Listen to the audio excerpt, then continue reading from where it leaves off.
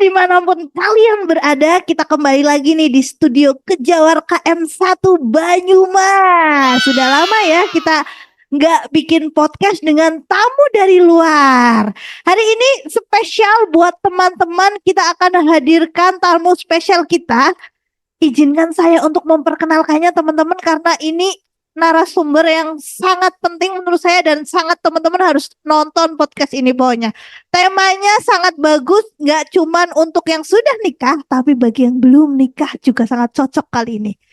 Ini saya perkenalkan dengan Ibu Widyati Lestari, sarjana agama, sarjana psikologi, magister psikologi juga, yang ternyata kelahiran dari Temanggung, teman-teman, 25 Oktober 1977, dan sekarang sudah menempuh pendidikannya di S2, S2-nya psikologi UMS Surakarta, dan pekerjaannya saat ini sangat banyak. Ternyata ibunya pasti sibuk nih teman-teman nih. Beliau adalah dosen UIN Salatiga, konselor Biro Psikologi Taskia, penulis dan pelatih program sekolah penggerak Kemendikbud dan trainer. Wah, pengalaman organisasinya nih teman-teman nih. Dari 2017 sampai 2022, kaderisasi penulis Forum Lingkar Pena Pusat. Dan dari 2016 sampai sekarang nih teman-teman, beliau adalah konselor Biro Psikologi Taskia UIN Salatiga. Dan dari ini nih yang paling menarik saya nih, dari tahun 2016 sampai sekarang, beliau adalah founder sekolah pranikah rumah jodoh. Coba, ada sekolah pranikah teman-teman. Ini biasanya kita tahu ya sekolahan dasar, ternyata mau nikah aja ada sekolahannya nih teman-teman nih. Nanti kita akan bahas sama beliau. Dan dari tahun 2022 sampai sekarang adalah pengasuh rubrik konsultasi psikolog dan parenting majalah Nur Hidayah. Dan beliau sudah menulis 25 buku coba, yang terdiri dari parenting, motivasi, pengembangan diri maupun keluarga. Wih, lengkap ya, paket komplit kali ini narasumber kita teman-teman. Jadi Ibu izin nih bertanya, ini sebenarnya lebih cocok dipanggil Mbak sih, tapi Ibu aja ya. Ibu apa Mbak? Boleh. Boleh ya. Nah, biar akrab Mbak ya, kayaknya sama saya nggak jauh sih ya. Mbak, biasanya panggilannya siapa Mbak Win? Mbak Ida? Iya, biasanya ada yang manggil Mbak Wida. Kalau saya lagi ngisi anak-anak remaja, biasanya dipanggil Kak Wida. Oke, Ya, siap. Kak Wida, wah asik nih kalau sama Kak Wida.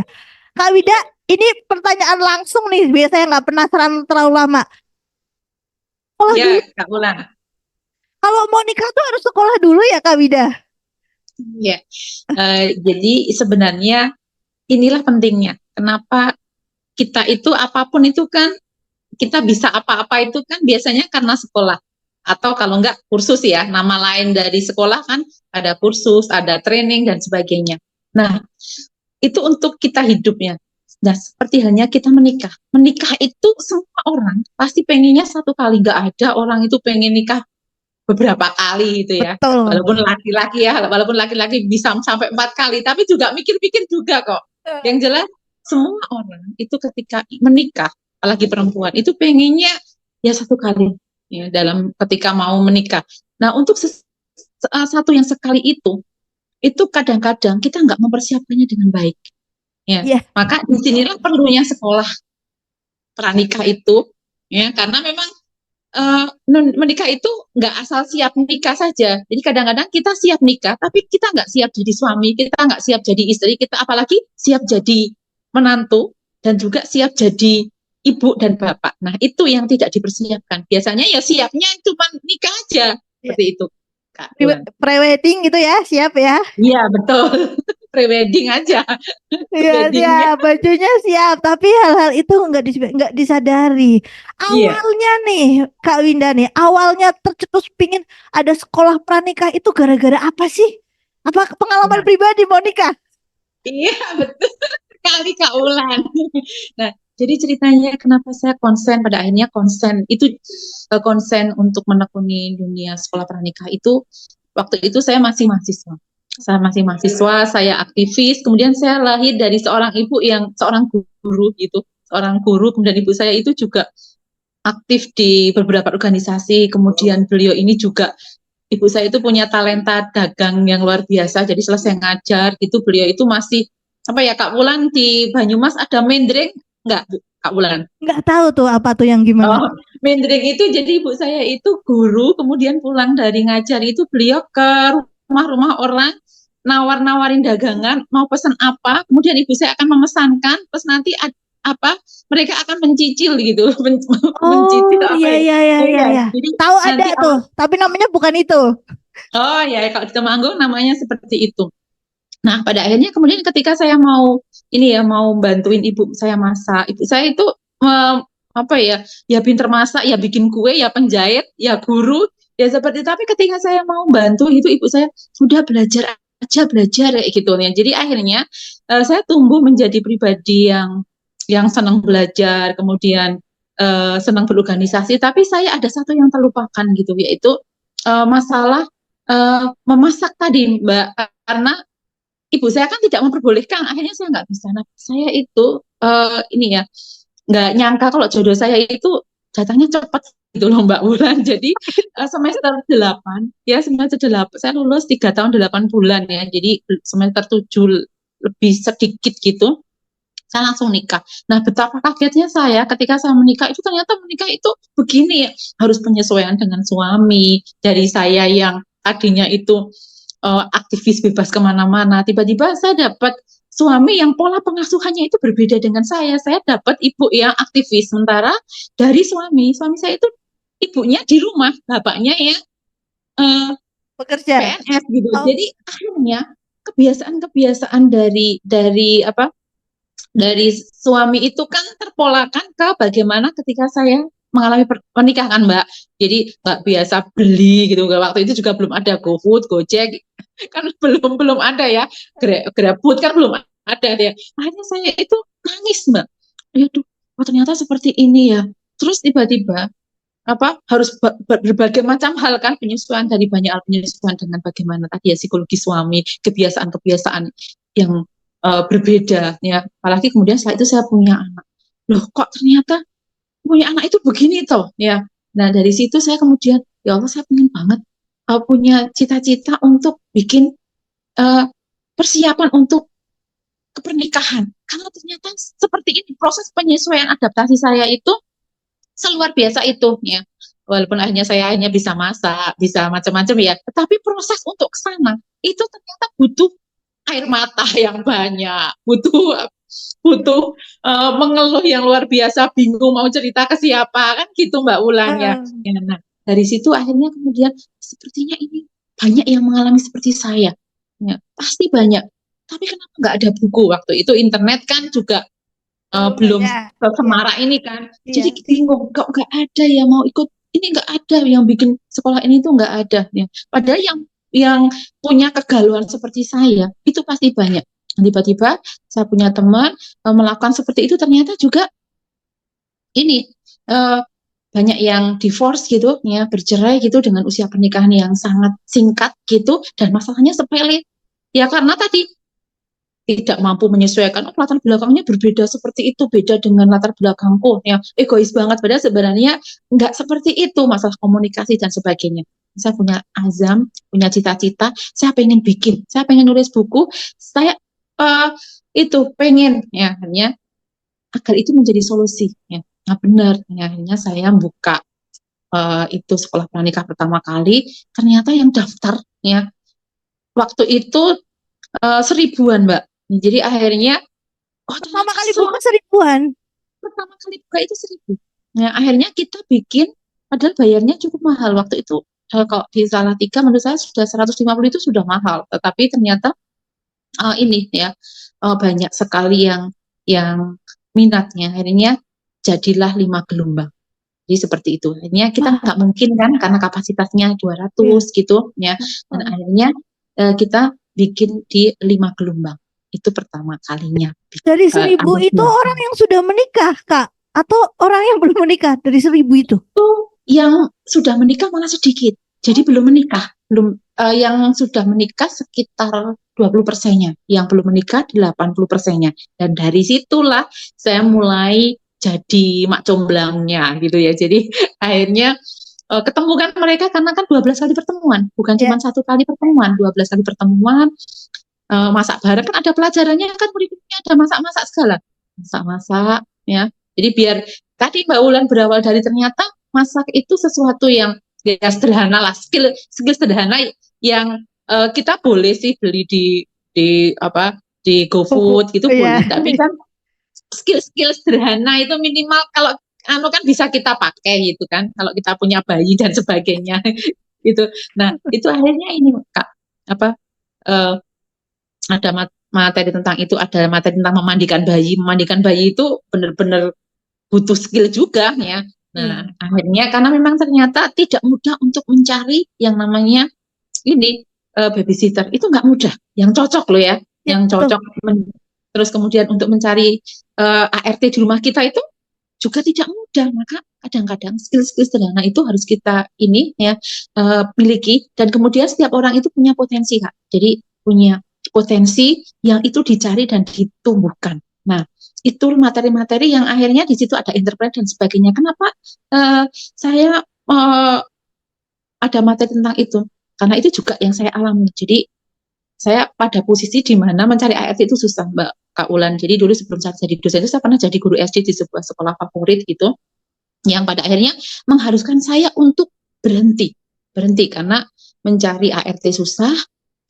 Kemudian saya merantau, orang tua jauh dari tempat saya, ibu saya di Temanggung, saya di Salatiga, mertua juga juga jauh. Jadi akhirnya kan daycare juga belum ada, belum begitu maraknya, akhirnya mengharuskan pada posisi di mana saya harus meninggalkan pekerjaan saya. Nah, otomatis kan biasa aktif, biasa bekerja, itu kan tidak mungkin kan langsung cut, berhenti. Nah, akhirnya tadi ya punya jiwa entrepreneur itu pentingnya ketika kita ada posisi-posisi di mana kita harus meninggalkan pekerjaan kita masih bisa bekerja dari rumah. Nah, seperti itu yang akhirnya kurikulum itu coba saya lengkapi. Jadi tidak hanya masalah tentang rumah tangga saja, tapi juga masalah finansial. Karena bagaimanapun juga ternyata finansial itu juga penting dalam ketahanan keluarga. Ya. Seperti itu bukan berarti Hmm. apa? Maaf ya, bukan berarti aku pengen suami yang kaya itu materi, enggak. Ternyata Ah, memang itu salah satu hal yang penting juga logis gitu ya Kak dalam Win. dunia, iya, dalam dunia pernikahan, karena finansial itu ternyata juga perannya luar biasa dalam bertahan hidup itu pembangunan. Nah, seperti Wah, itu. berarti sekarang tuh sekolah pranikah itu punya kurikulum sendiri dan berapa banyak tuh materinya kalau mau ikut sekolah itu Kak Winda? Iya. Jadi materinya untuk persiapannya ya, itu kan dimulai dari sekolah pranikah. Berarti kan ada 12 materi yang bisa diikuti. Ya. Ada di antaranya yang pertama adalah mengenal pernikahan. Jadi hakikat pernikahan, makna pernikahan itu seperti apa. Ya. Kemudian yang kedua itu tentang visi misi. Jadi pernikahan itu harus punya visi dan misi. Kenapa? Karena tadi Kak, dua orang yang berbeda dipertemukan, meskipun tadinya sudah kenal ya, sudah ada yang melewati fase pacaran, ada yang melewati fase ta'aruf, itu tapi ternyata ketika sudah masuk dunia pernikahan itu ternyata tidak kenal sama sekali, karena ada sisi-sisi yang disembunyikan selama ini, dan itu ada juga dalam psikologi, namanya kan memang di blind ya, jadi ada sesuatu yang memang baru akan ketahuan itu ketika sudah jadi suami istri, karena ya apa adanya gitu ya, kalau sudah jadi suami istri itu kan akan muncul apa adanya. Iya. Makanya sebagaimana orang-orang yang KDRT dulu waktu ta'aruf atau waktu pacaran misalnya, dia sudah dekat atau sudah temenan kenal lama, apakah ini mereka tahu kita kalau dia itu KDRT? Kan nggak tahu. Tahunya setelah apa? Ya setelah menikah. Itu saya tanya sama klien-klien saya yang KDRT, ternyata itu mereka tahunya setelah menikah. Karena tadi bahwa ketika sudah menikah itu akan apa adanya. Ya, maka tadi ya ketika untuk menghindarinya itu kan harus tahu visi misi pernikahannya itu mau dibawa kemana. Karena pasti ada ujian, menikah itu pasti ada masalahnya. Gitu. Jadi jangan bayangin enaknya ya, enak-enaknya ada banyak, tapi kan ada riak-riak kecil yang di situ itu eh, apakah kita akan lanjut, apakah kita akan berhenti, karena itulah namanya pernikahan itu kan bahtera. Kenapa namanya bahtera? Karena ya harus dikayu, kadang ada badai kan gitu ya. Kenapa kok Ya. bukan bukan nama lain? Kenapa kok bahtera? Karena seperti itu. Kemudian materi lain itu ada tentang memahami psikologi suami istri. Jadi laki-laki dan perempuan itu kan berbeda kan secara psikologi. Ya, makanya kan nggak Berbeda. bisa orang. Ya, makanya kalau perempuan itu pengingat detail, ya bisa ngomong banyak, bisa cerita banyak. Kalau laki-laki kan enggak. Maka memahami tentang bagaimana psikologi laki-laki dan perempuan itu penting. Kemudian juga ada materi tentang bagaimana komunikasi Komunikasi. pasangan ya, itu penting. Kemudian bagaimana menjaga romantisme pasangan, termasuk bagaimana ini ya, maaf ya, bagaimana kemudian melewati masa-masa malam pertama dengan baik, dengan nah itu kita Ada memang materinya itu. ada ya, karena memang itu juga ada kalau di dalam agama Islam juga ada Oh, namanya ada ya? iya ada namanya tarbiyah jinsiyah. Jadi bagaimana tentang tadi ya seksualitasnya itu dibahas ya. Makanya ada kitab namanya kitab Qurratul Uyun. Nah, itu kan Iya, ya, ada benar. memang seperti itu ya, itu ada pembahasan-pembahasan yang seperti itu. Nah, kemudian juga ada materi tentang ini ya, tentang uh, berdamai dengan keluarga besar gitu ya, maksudnya bagaimana bisa memahami mertua ya, karena memang nggak mudah ya ada banyak ya hal yang berbeda ya, apalagi Betul, kalau dua dapat budaya ya. ya, kemudian orang tua yang maaf secara pendidikan tidak bisa memahami, nah itu kan butuh butuh di edukasi sendirinya. Kemudian juga hal yang tidak dilupakan juga adalah bagaimana masalah finansial. Jadi bagaimana mengelola keuangan. Kadang-kadang kan penghasilannya banyak, tapi ternyata posisi pengelolaan itu yang tidak benar. Nah, itu juga diajarkan. Jadi manajemen keuangan keluarga, ya, itu menjadi materi juga. Kemudian juga materi tentang bagaimana entrepreneur. Jadi diasah memang memiliki jiwa wirausaha itu, karena setiap orang kan punya jiwa wirausaha, dan jiwa wirausahanya itu kita latihkan ya. Wirausaha itu kan nggak harus jualan kan Mbak ya, tapi bisa menulis, nanti dijual bukunya. Nah, itu kan wirausaha juga. Kemudian ibu-ibu yang di rumah yang punya potensi untuk karena tadi Mbak, tidak ada orang-orang yang dulu itu bekerja, kemudian ketika sudah menikah suaminya menghendaki di rumah. Padahal dia itu bete banget di rumah itu. Ya, akhirnya karena bisa jadi dia nggak ngerti di rumah itu mau melakukan apa saja. Nah, kayak gitu ya. Nah, kemudian juga ada materi tentang kesehatan. Jadi kalau kesehatan kita biasanya mengundang dokter gitu ya, untuk tadi menjaga kesehatan reproduksi seperti apa ya. Kemudian bagaimana nanti untuk kehamilan itu seperti apa.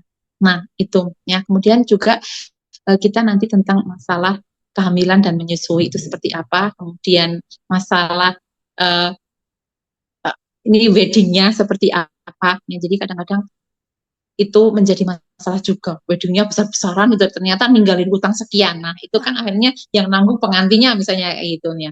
Nah, itu kemudian fikih pernikahan. Juga yang terakhir itu kita ada praktek-praktek. Jadi praktek memasak, skill sederhana memasak, kemudian skill memandikan bayi, gitu kita ada magangnya. Jadi magangnya ke tempat ibu-ibu yang punya ini ya, yang punya bayi gitu, belajar untuk memandikan seperti itu ya. Nah, itu yang batch pertama. Kemudian setelah itu mereka akan masuk ke batch berikutnya tentang parenting ya, tentang ini ya, Pengasuhan. parenting ya, pengasuhan. Kemudian biar tidak baby blues ya, karena mohon maaf ya, biasanya itu kan kaget ya, ada orang-orang yang pengennya itu bulan madu dulu, tapi ternyata kok langsung punya anak, hamil. Nah, begitu setelah itu baby blues kan, wah aku belum siap punya bayi. Ini padahal kalau sudah punya bayi itu kan berarti dianggap sudah siap gitu. Nah, itu ya. Kemudian juga akhirnya dan di sela-sela itu kita ada konselingnya. Jadi sebelum ada konseling memasuki masa pernikahan itu penting. Jadi biasanya kalau yang mau menikah di tempat kami itu ada konselingnya dulu. Konseling itu masalah apa? Nah, itu ada sendiri, ada kita biasanya kasih kertas-kertas, kemudian mana ketika kamu marah kamu ngapain, biar tahu kalau saya marah saya begini, itu akan terdeteksi juga kalau oh ternyata dia KDRT potensi, bukan KDRT saat itu ya, tapi berpotensi untuk KDRT gitu ya. Nah, itu penting untuk dijaga, sehingga keputusan untuk mau lanjut atau tidak itu diserahkan kepada pasangan masing-masing. Nah, setelah di batch kedua nanti mereka akan lanjut lagi ke batch yang ketiga ya. Ini saya sudah mulai buka juga tentang ini di lansia Mbak. Jadi Oh, lansia sekolah juga. lansia.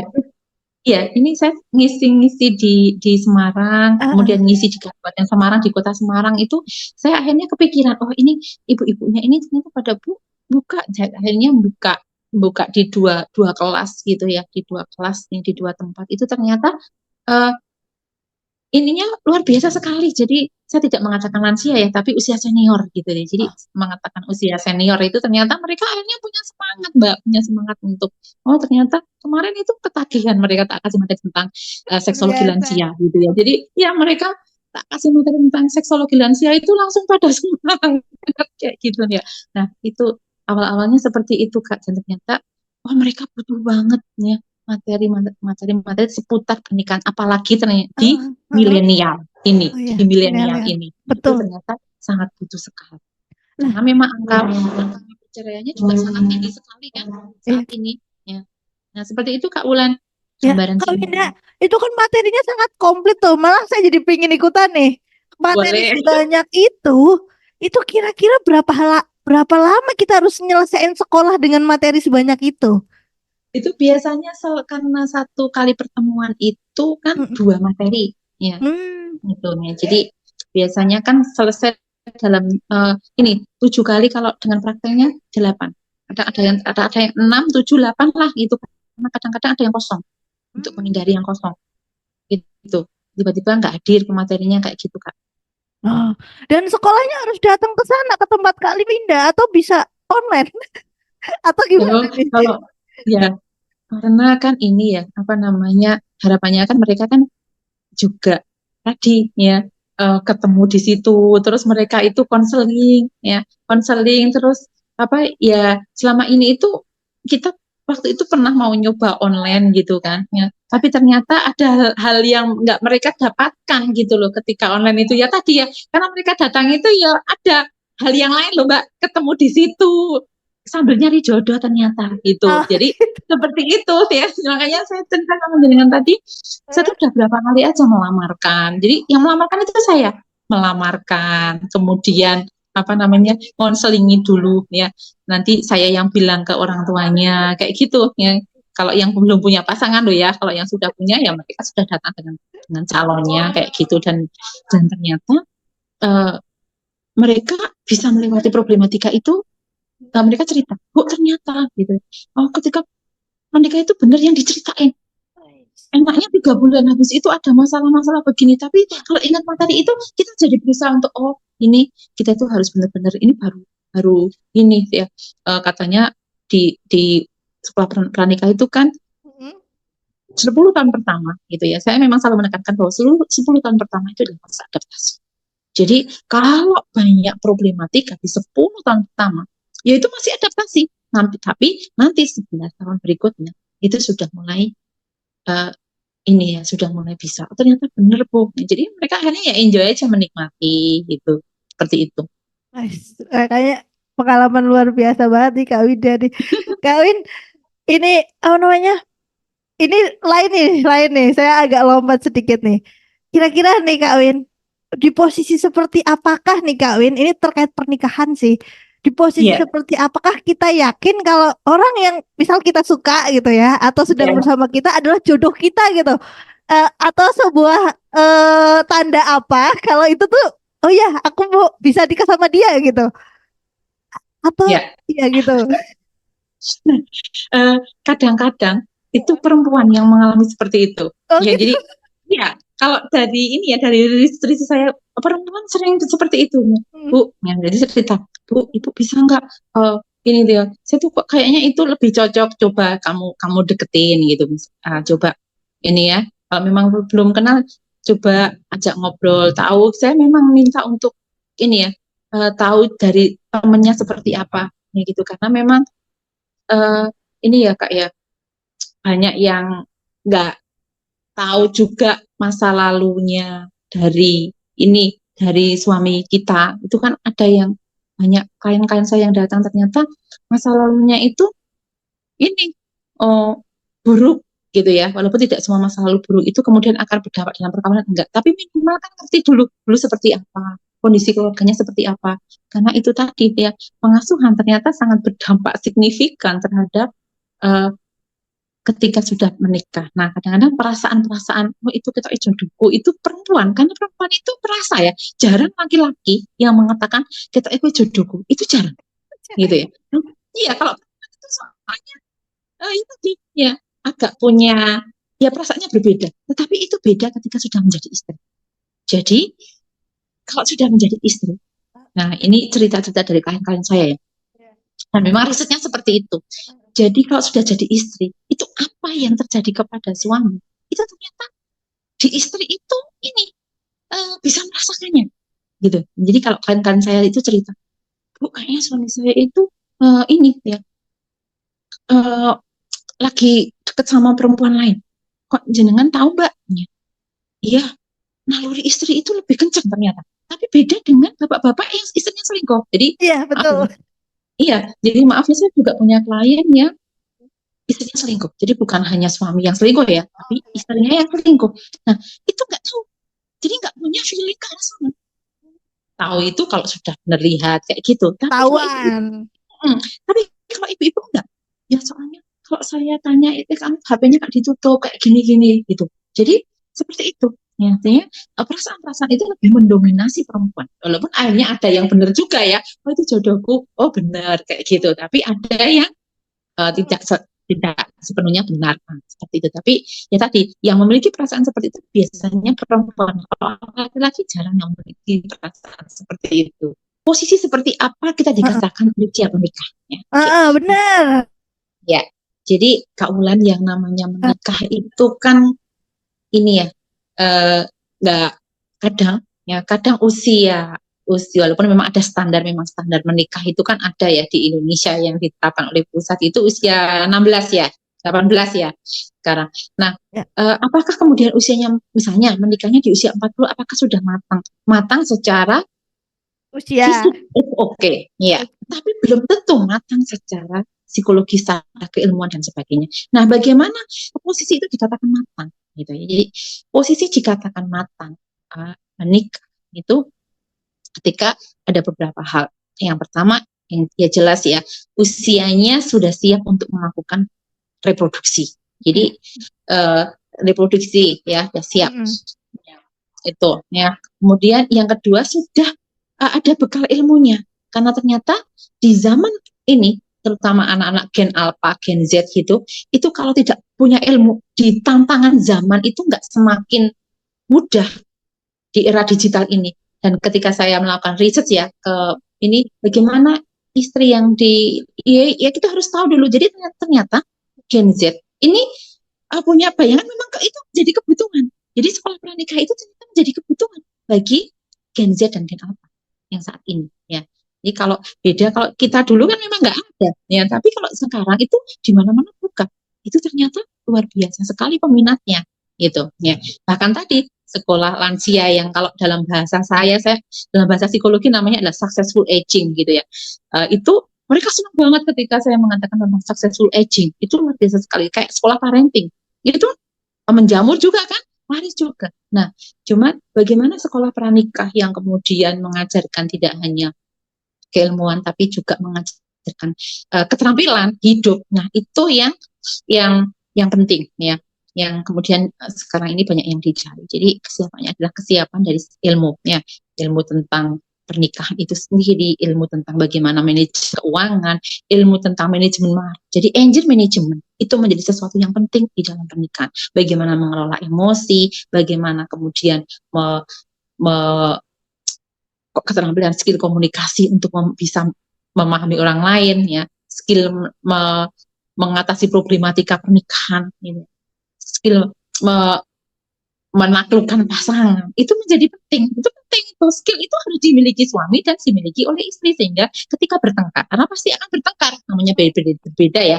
Nah, tetapi bagaimana salah satu di antara mereka ketika bertengkar itu menggunakan ilmu tentang tadi ya komunikasi untuk akhirnya menaklukkan pasangan, ya itu menjadi penting. Nah, ya salah satunya nih, ya salah satunya tak kasih bocor.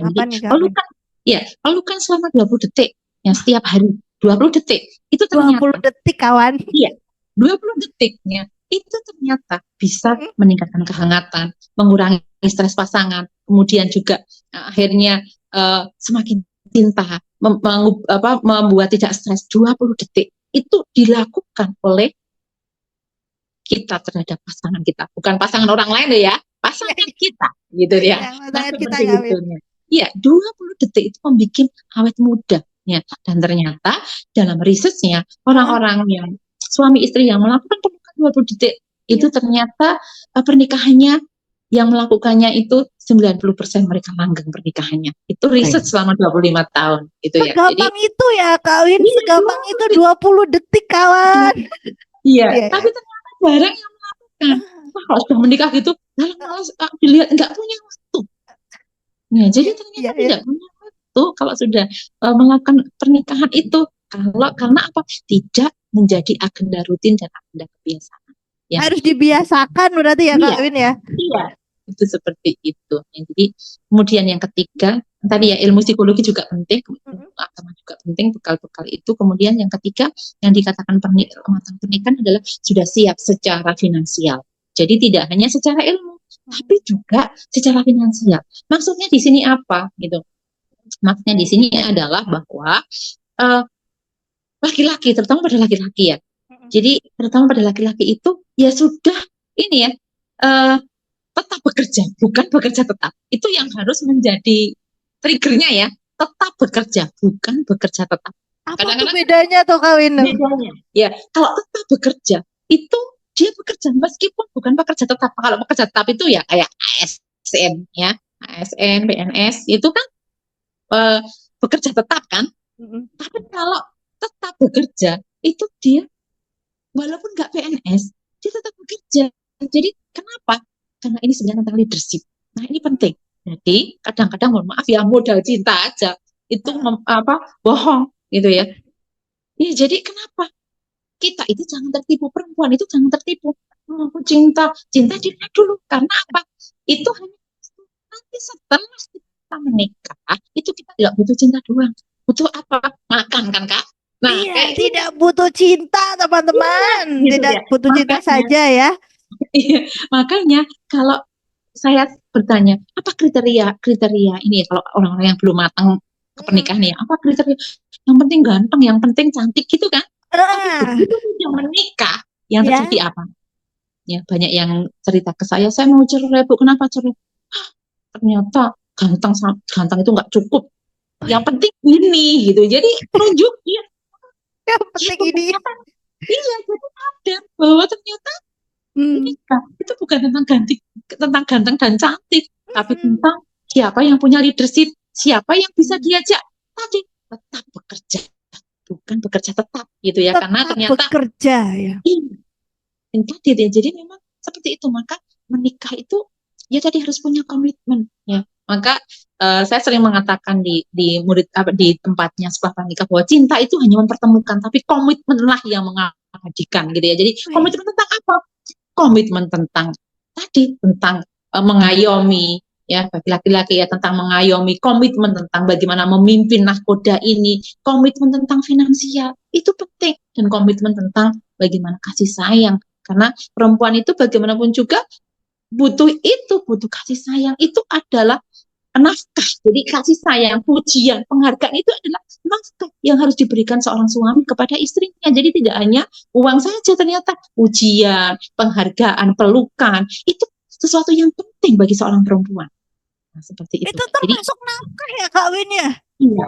Jadi itu adalah termasuk nafkah yang diabaikan selama ini oleh Nah, para iya. laki-laki. Pujian kepada istrinya karena apa? Sudah memasakkan, ya, sudah melahirkan, itu sesuatu yang perempuan itu digitukan aja udah luar biasa. Ya, jadi perempuan itu akan bertahan. Itu bukan hanya karena finansial ya.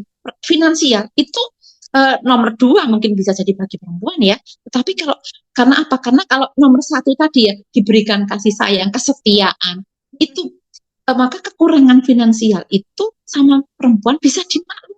Sudah apa kita tetap bekerja kan gitu ya.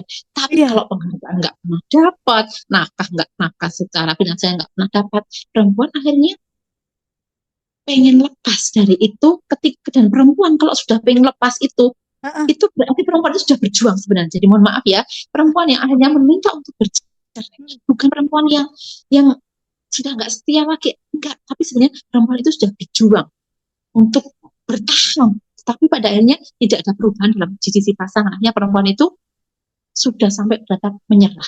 Bukan karena saya perempuan terus membela perempuan, ya enggak, tapi itu yang Ya, terjadi Kawin. pada klien-klien.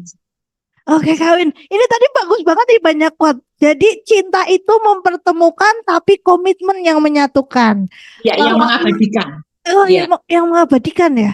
iya, Bahwa uang itu juga penting, tetapi ternyata bagi perempuan yang nomor satu adalah nafkah batin, baru iya, lahir gitu ya. iya, kebutuhan emosional itu bagi perempuan. Wah, ini kayaknya baru saya dapatkan. Ini ya benar ya. Bahwa itu juga nafkah ya. Ya, ya, ya. Baik, Iya, terima kasih Kawin udah mengingatkan. Nih, Kawin terus eh tadi kembali lagi yang pertanyaan saya sebelumnya nih, Kawin. Kalau saya ketemu seseorang nih, misal nih, atau iya. teman-teman yang belum menikah ketemu seseorang, keadaan seperti apa nih Kak Win yang bisa dinyatakan bahwa kita ini, laki-laki ini atau pasangan ini tuh cocok dengan kita gitu. Kalau anak Iya. sekarang bilangnya satu circle gitu. Katanya Oh, cari satu pasangan ya. tuh yang Iya, satu circle gitu. iya, Yang satu ini gitu biar nyambung gitu. Atau iya. hanya komunikasi kah, apa gitu yang cocok, yang menjadikan bahwa oh iya ini bisa nih jadiin pasangan gitu Kak Win. Ya. Yang pertama tentu ya, di agama manapun itu eh, tetap yang ini ya, yang melakukan atau menjalankan syariat agama dengan baik gitu ya. Itu Hmm. pasti ya. Jadi mau Seiman di gitu agama, ya. iya, ya bisa jadi imam lah. Nah, seperti itu ya. Nah, kemudian yang kedua, yang jadi ini ya, orang itu seringnya bilang, oh kalau aku hobinya sama berarti aku cocok sama dia. Nah, itu yang salah gitu. Ya, Hmm. jadi nggak semuanya itu nggak ada seninya gitu. Jadi Oh nggak ada gitu. seninya kalau seperti itu. Ya karena apa? Karena ya tadi ya, pada akhirnya menikah itu adalah tentang menerima perbedaan. Kemudian menyadari bahwa masing-masing itu punya perbedaan dan kelemahan. Justru dari kelemahan itu bersatu menyatukan. Kan gitu ya. Dan jadi kemudian yang ketiga, yang laki-laki itu tadi nyaman, nyambung kalau diajak ngobrol. Nyaman, nyambung. Berarti kan tidak harus satu pemahaman, satu sama-sama misalnya sama-sama senang dunia ini kayak gitu kan. Iya, iya. Ya, kalau bisa seperti itu dan nyaman diajak nggak apa-apa. Cuman kadang-kadang kalau yang sama itu kadang-kadang masih di debat. Oh gitu. Enggak, ini begini kayak gitu ya. Ya, tapi kalau itu intinya adalah nyaman, nyambung, diajak ngobrol dan uh, bisa memahami kita. Jadi yang penting itu bisa memahami kita dan menerima kekurangan kita. Maaf ya, menerima kekurangan kita karena kita itu nggak sempurna dan nggak ada orang yang sempurna dalam hidup, itu nggak ada. Justru pernikahan itu menyatukan yang nggak sempurna, kemudian berusaha untuk menerima perbedaan-perbedaan itu untuk mengambil sisi-sisi yang menyempurnakan. Kayak sandal itu kalau kiri semua kita punya nyaman nggak? Iya, nggak Pak nyaman. Ulan, nggak Iya, kan? nggak nyaman. Ya, makanya kan sandal itu kanan dan kiri. Nah, seperti itu. Ya, Kak Ulan. Kemudian yang keempat, yang jelas laki-laki itu tadi Kak tidak tidak KDRT. Jadi kalau misalnya waktu pacaran aja gitu ya, Mm, atau misalnya pas kenal gitu kok mm, udah nunjukin sikap-sikap kasar, itu ada kemungkinan besar itu yang akan dilakukan ketika kita sudah menjadi istrinya atau ketika kita sudah menjadi suaminya, misalnya yang bagi uh, ini ya, bagi atau bagi perempuan ya. Nah, apakah ada KDRT yang dilakukan oleh perempuan? Ternyata banyak Oh iya. KDRT yang dilakukan kepada suaminya. Karena apa? Mohon maaf ini ya. Jadi kadang-kadang ada laki-laki, setiap orang itu punya sisi feminitas dan sisi maskulinitasnya. Hanya saja ada pembagiannya. Kalau perempuan itu harusnya sisi feminitasnya itu 70%, sisi maskulinitasnya 30%. Mm. Begitu pula laki-laki, harusnya sisi maskulinitasnya 70%, sisi feminitasnya 30%. Karena apa? Kalau laki-laki nggak punya 30% maskulinitas, wah dia bisa KDRT terus. Tetapi kadang-kadang kebalik, perempuan itu memiliki 70% maskulinitas, ada pada beberapa perempuan. Karena apa? Pola asuh, kemudian eh, contoh yang begitu dari orang tuanya, kemudian dia pernah mengalami pengalaman traumatik yang membuat dia harus balas dendam, kan seperti itu. Ya. Yang terjadi akhirnya apa? Kelihatan kan? Nah, itu ketika kemudian berumah tangga akan lebih karena apa? Merasa memiliki. Dan orang-orang itu akan melakukan KDRT kenapa bukan kepada adiknya? Kenapa bukan pada ibunya? Kenapa kepada pasangannya? Karena pasangan itu dianggap orang yang telah diambilnya atau dimilikinya. Kayak gitu. Kepada adiknya nggak ada KDRT. Kepada adiknya dinamakan KDRT kan enggak. Kepada ininya, pasangannya. Karena itu, ya tadi sudah dianggap apa apapun akan keluar kan gitu ya, makanya kan kalau dalam Islam itu kan Rasulullah mengatakan khairukum li ahli, yang terbaik di antara kamu itu adalah yang paling baik terhadap keluarganya. Kenapa enggak kepada orang lain? Karena kalau dia dengan keluarganya itu baik, maka dengan orang lain itu pasti akan baik ya sikapnya, karena yang tahu ABC-nya kita, A sampai Z boroknya kita itu ya di keluarga kita sendiri. Nah, kemudian selanjutnya pasangan itu layak untuk dijadi pasangan juga ketika tadi kalau laki-laki punya leadership, jiwa leadership, kepemimpinan. Kenapa kepemimpinan ini menjadi penting? Ya karena kepemimpinan itu berkaitan dengan satu, kecukupan dia memahami tugasnya sebagai laki-laki. Laki-laki itu adalah apa? Pemimpin bagi perempuan. Pemimpin itu maksudnya apa? Yang ngasih nafkah. Tadi ya nafkah fisik maupun nafkah batin tadi. Kemudian yang kedua itu adalah bagaimana mau menolong istrinya ketika memasak. Jadi tugas memasak. Tugas apa itu? Apakah perempuan? Itu bagian kalau dalam Islam, memasak dan sebagainya itu sebenarnya tugasnya laki-laki. Tetapi perempuan kalau melakukannya itu menjadi sedekah yang luar biasa bagi suaminya. Dan laki-laki itu juga harus membantu istrinya. Sehingga kalau dalam risetnya juga saya baca di jurnal itu anak yang dibesarkan ya apapun gitu laki-laki yang menyelesaikan, yang membantu tugas-tugas ibunya memasak, mendidik dan sebagainya, ternyata dia akan sukses dibandingkan dengan anak laki-laki yang tidak pernah membantu. Itu riset selama 25 tahun loh pada sebuah keluarga, ada 10 keluarga ya itu ya, dan ternyata itu benar yang dipantau selama 25 tahun dari anak itu masih kecil sampai anak itu bekerja dan berumah tangga. Maka dalam keluarganya, dalam pekerjaannya, karena dia memiliki tanggung jawabnya itu. Jadi leadership itu juga berkaitan dengan penyelesaian masalah, pengambilan keputusan. Itu ada pada siapa? Laki-laki. Makanya maaf ya, kadang-kadang laki-laki itu nggak bisa menyelesaikan, merantasi itu perempuan, ya. Karena laki-lakinya nggak memiliki jiwa untuk bisa mengambil keputusan. Dan itu harus dilatihkan, karena itu bagian dari kemampuan leadership seorang laki-laki. Ya. Karena laki-laki sekali lagi adalah mahkota. Dan biasanya laki-laki yang tidak bisa kepemimpinan yang bagus, ya tadi mudah bercerai dan sebagainya. Karena masalah dalam keluarga itu pasti akan datang. Ya, makanya di dalam pranikah itu diajarkan bagaimana leadership dari seorang laki-laki. Ya, seperti baik, itu. Kawin. Nih, jadi inget nih tadi ngomongin tentang KDRT tanda-tandanya. Bisa nggak sih Kawin masa pacaran itu ketika kita punya pasangan yang terlalu protektif, apakah itu juga bisa jadi tanda-tanda kalau dia kasar gitu atau gimana tuh yang overprotective, kayak pernah tuh dengar cerita yang nggak boleh nyimpan nomor cowok lah, pulang harus gimana gitu-gitu, apakah itu bisa jadi sinyal-sinyal bahwa ini gini begitu gitu atau gimana Kawin?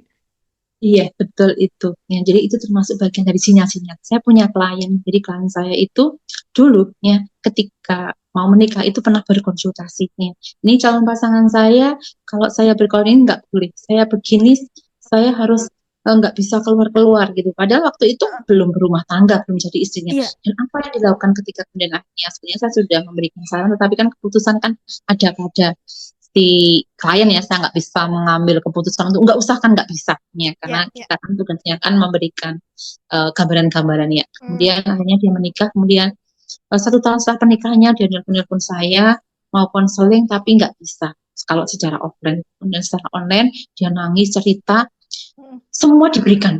Jadi uang itu berlimpah, tapi dia nggak bisa keluar. Karena apa? Di depan rumahnya itu sudah yang megah, dan dia hanya boleh keluar-keluar kalau dengan suaminya. Ya, jadi pekerjaannya ya di rumah aja, nggak pernah kemana-mana, nggak bisa dolan kemana-mana, nggak bisa happy-happy, nggak bisa sama sekali. Ya. Nah, kemudian 5 tahun pernikahan itu dia semakin kurus, kemudian uh, telepon saya tidak kuat menjalani ini semua, saya sudah diskusi dan sebagainya dengan suami, tapi modelnya sangat posesif, bahkan dilarang ini ya, pada akhirnya juga ini ya, nomor HP yang ada di kontaknya itu harus sepengetahuan suaminya dan hanya boleh suaminya saja. Nah, akhirnya nomor saya pun juga dihapus sama suaminya itu. Bayangkan gitu ya. Jadi akhirnya dia itu waktu suaminya pergi, dia ini dia uh, nangis-nangis sama satpamnya, minta izin sebentar aja, berbohong kalau ibunya sedang sakit, jangan, nanti saya akan segera kembali. Dia melarikan diri dan akhirnya mengajukan gugatan cerai karena tadi dia ternyata imbasnya itu sampai seperti itu, posesifnya itu sangat luar biasa sekali.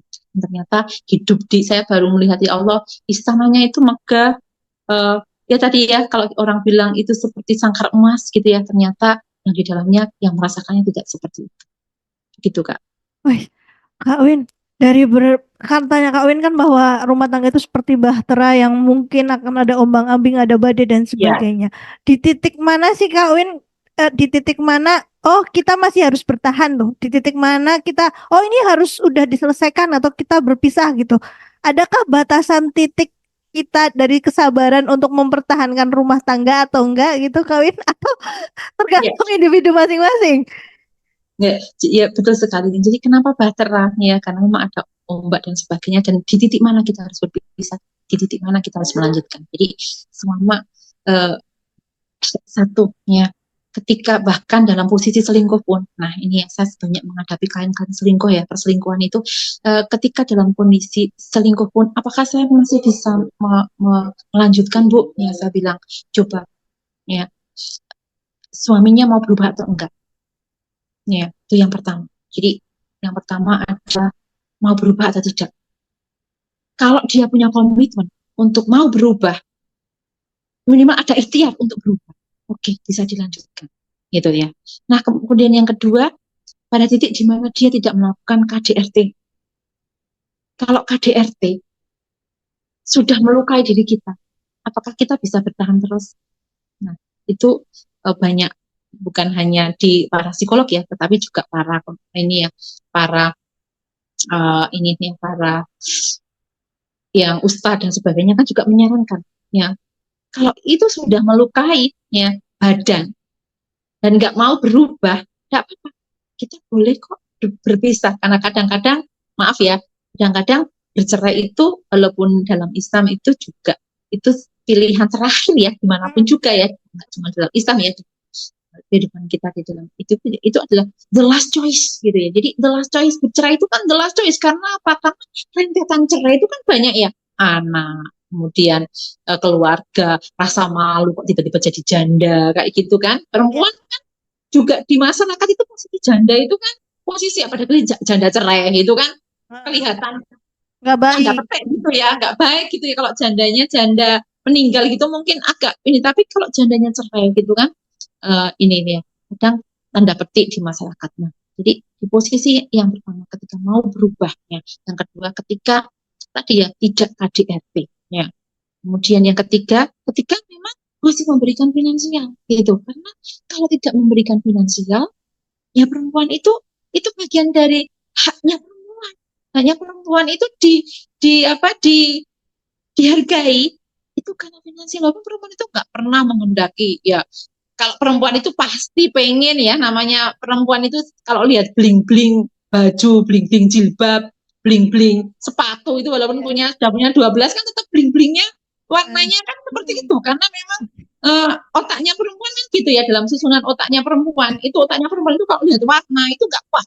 Iya, Makanya jangan hijau heran ya. aja banyak ya Kak Win, hijau Iya, aja banyak.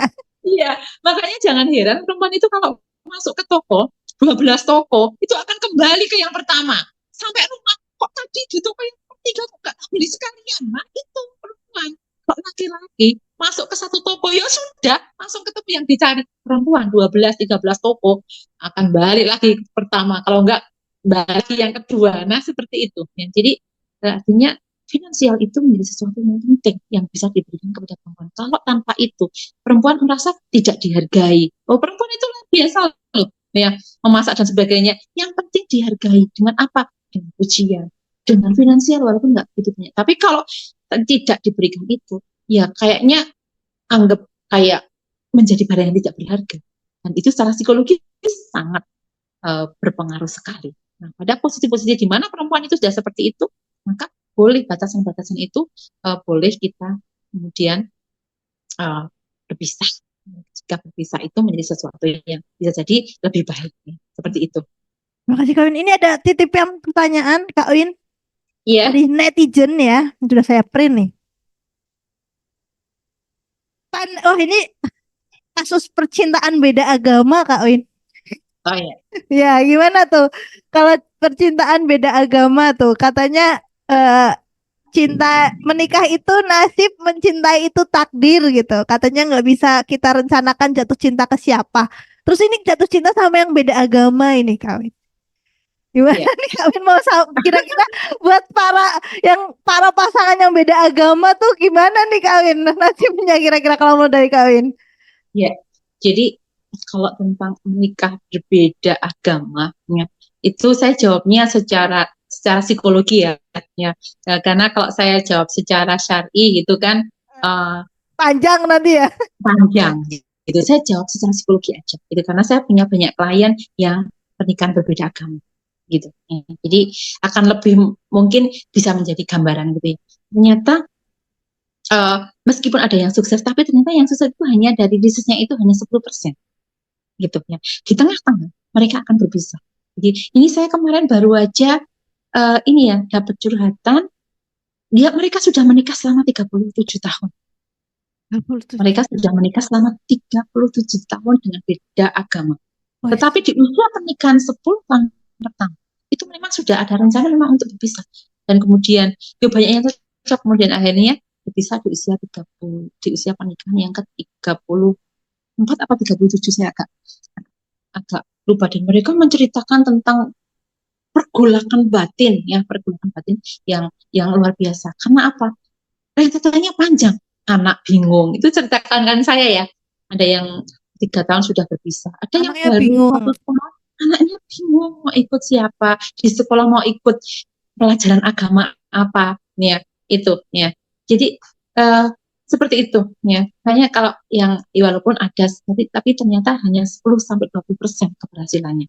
Maka memang ini ya, tadi ya kata-kata tadi yang mencintai itu tidak bisa mencintai, tapi kalau menikah itu ternyata kita bisa memilih gitu ya. Jadi kita bisa memilih kalau menikah itu dengan siapa, kita bisa memilih. Nyatanya yang tidak semua yang tadinya pacar kita itu bisa ini kan, jodoh kan ternyata beda kan, dan beda kan kadang-kadang itu kayak kita punya teman kuliah ya, itu dulu sama itu terus kayak mimilan mintuna gitu, bahasa Jawanya nggak bisa dipisahin. Loh, kok menikahnya sama itu ternyata ya? Nah, itu karena memang masih menjadi misteri sampai sekarang ya, ya Kak ya.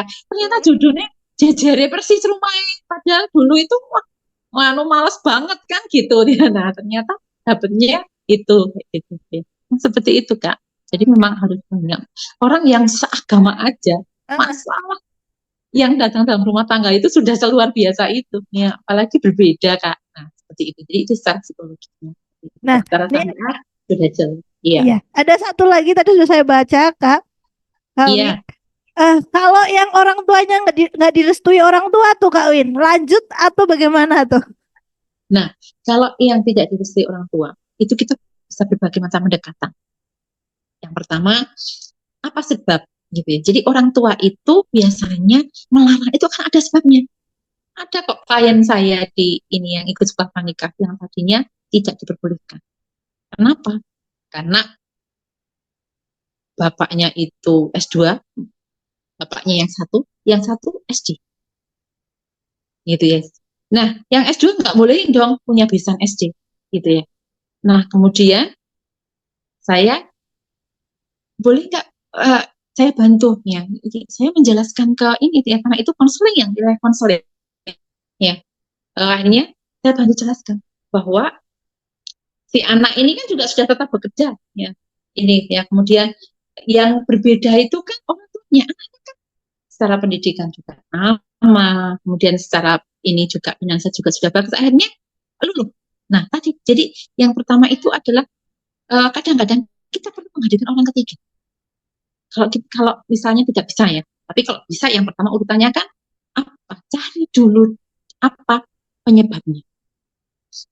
Penyebab nggak Yang kedua, direstui. iya penyebab justru itu kan apa? Apa karena pendidikannya atau kan maaf tidak bekerja laki-lakinya? Ya nggak mungkin perempuan itu akan dilepaskan ketika tidak bekerja kan gitu. Ketika calon suami ini tidak bekerja, ya itu. Kemudian yang ketiga penyebabnya lagi mungkin agak kok nggak sopan kalau sama orang tua. Nah, penyebab-penyebab itu perlu dicari dulu. Karena pasti ada penyebabnya orang tua nggak boleh itu. Ya. Kemudian yang kedua, perlu juga seni menaklukkan calon mertua. Perlu apa? Ya, Kan ini ya datang. menaklukkan ada itu. Iya, seni menaklukkan. Ya, ya apa?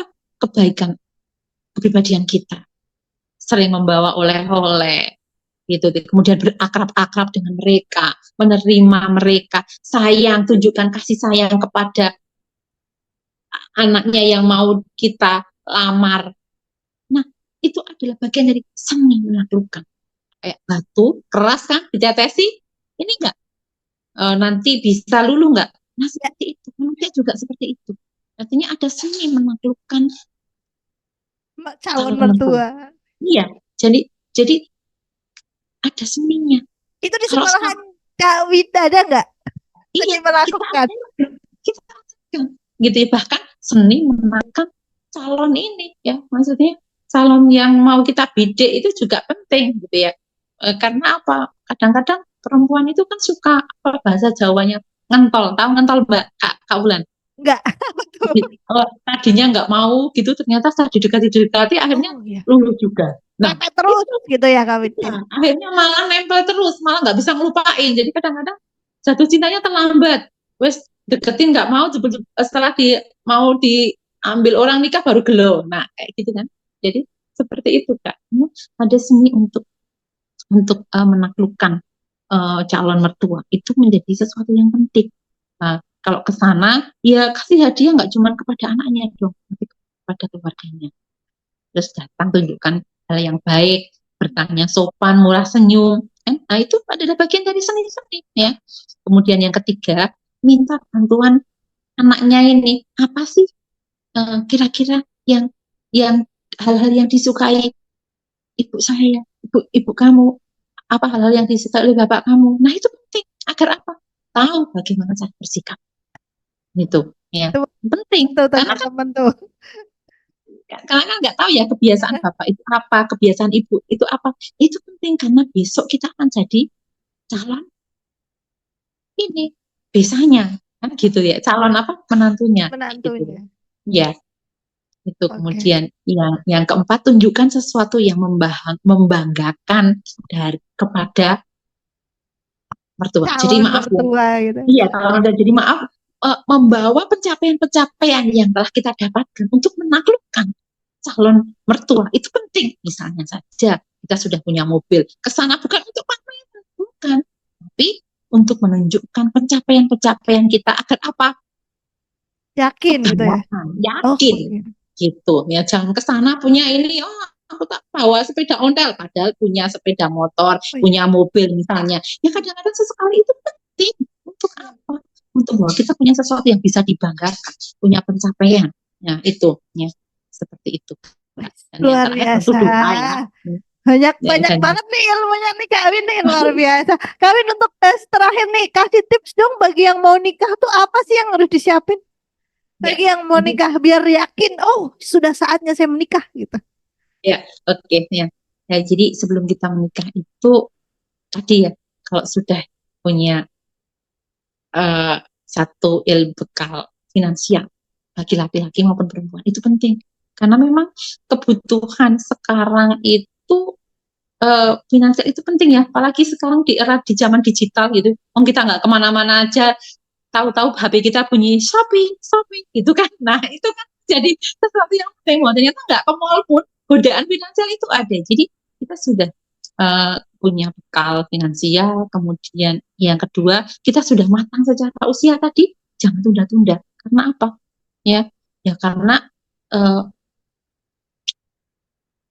kalau perempuan kan ada reproduksi, terbatasan reproduksi ya. Kalau sudah ada calonnya, ya langsung aja, nggak usah terlalu banyak pilihan. Itu karena apa? Biasanya kalau orang terlalu banyak pilihan itu akhirnya bingung, nggak berani memutuskan.